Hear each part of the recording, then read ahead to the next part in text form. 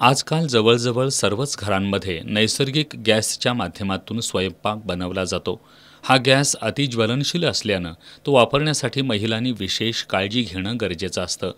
याबाबत माहिती करून देण्यासाठी वारणानगरमधील केदार विजय गॅस एजन्सीच्या वतीनं बहिरेवाडीत पाककला स्पर्धेचं आयोजन करण्यात आलं होतं. हरभरा डाळीच्या पिठापासून गोड आणि तिखट पदार्थ बनवण्याची ही स्पर्धा होती.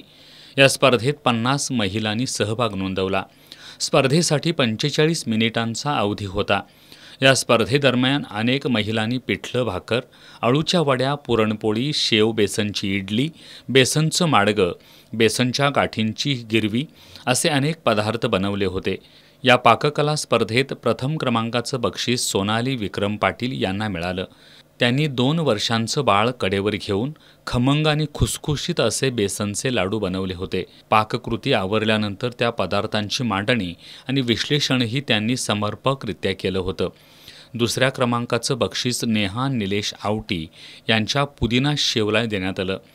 तर तिसऱ्या क्रमांकाचं बक्षीस गौरी अनिल भोसले यांनी हरभऱ्याच्या डाळीपासून बनवलेल्या इडलीला देण्यात आलं.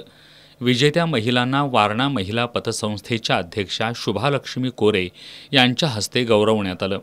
या बक्षीस वितरण समारंभादरम्यान उपस्थित महिलांना स्वयंपाकघरामध्ये स्वयंपाकाचा गॅस हाताळताना कोणती काळजी घ्यायला हवी याविषयी मार्गदर्शन करण्यात आलं. या समारंभाला वारणा दूध संघाचे उपाध्यक्ष HR जाधव, माजी सरपंच शिरीषकुमार जाधव, केदार विजय गॅस एजन्सीचे उत्तम जाधव, ग्रामपंचायत सदस्य तानाजी जाधव, राजश्री जाधव, जयश्री जाधव यांच्यासह महिला उपस्थित होत्या.